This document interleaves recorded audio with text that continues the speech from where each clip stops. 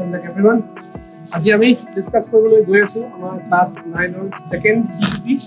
question number 4 দুটা part আছে দুটা পলিনোমিয়েল আমাৰ দিয়া আছে কোৱেশ্চনটা সুধিছে যে এই দুটা পলিনোমিয়েলৰ ভিতৰত কোনটো পলিনোমিয়েলৰ কাৰণে x - 2 টো এটা ফেক্টৰ হ'ব এটো সলভ কৰিবৰ কাৰণে আমি আলটিমেটলি ফেক্টৰ থিওৰেম ইউজ কৰিম ঠিক আছে so let's see how we will use factor theorem to solve this particular question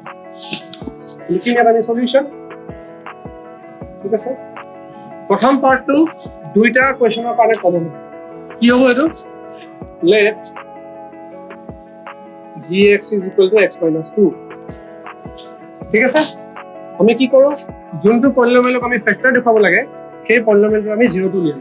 0 টো কেনেকৈ উলিয়াম by assuming the polynomial to be equal to 0 আমি x ৰ ভ্যালু লিয়াম x ৰ যোনটো ভ্যালু সেইটো মানে x ৰ যোনটো ভ্যালুৰ কাৰণে গুটে পলিনোমিয়েলটোৰ ভ্যালু 0 হ'ব সেইটোকে কোৱা হয় 0 factor so what will we do let gx = 0 implies x - 2 = 0 so implies x = 2 তাহলে 2 is the 0 of the polynomial gx এতিয়া কি কৰিম number 1 let px = 3x² + 6x - 24 এতিয়া আমি কি কৰিম x ৰ যে 2 ভ্যালু আছে সেই 2 নামৰ যোনটো ভ্যালু আছে সেইটো আমি ইয়াত পুট কৰিম x ৰ জেগাত p of 2 3 into 2 square plus 6 into 2 minus 24 3 into 4 plus 12 minus 24 12 plus 12 minus 24 24 minus 24 which is equal to 0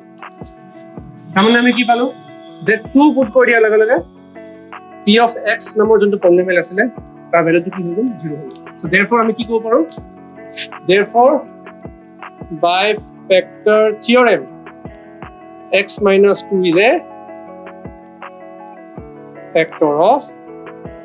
px তাহলে কি যোনটো px নামৰ পলিনোমিয়েল আমি এজিউম কৰিছিলো সেই পলিনোমিয়েলটোৰ কাৰণে x - 2 টো কি হ'ব ফেক্টৰ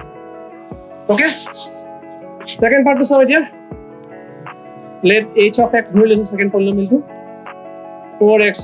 + x - 2 ইয়াত আমি কি কৰিব লাগিব একেই কৰিব লাগিব same thing we have to do we have to put the value of x = 2 x ৰ জায়গাত 2 পুট কৰিব লাগিব চাবলৈ let's do it h of 2 is equal to 4 into 2 square plus 2 minus 2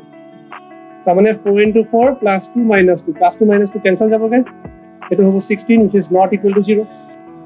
0 হলে আমি ফ্যাক্টর বলি কোনো রিটেন কিন্তু 0 নোহোৱাৰ কাৰণে x - 2 will not be a factor of h therefore x - 2 is not a factor of h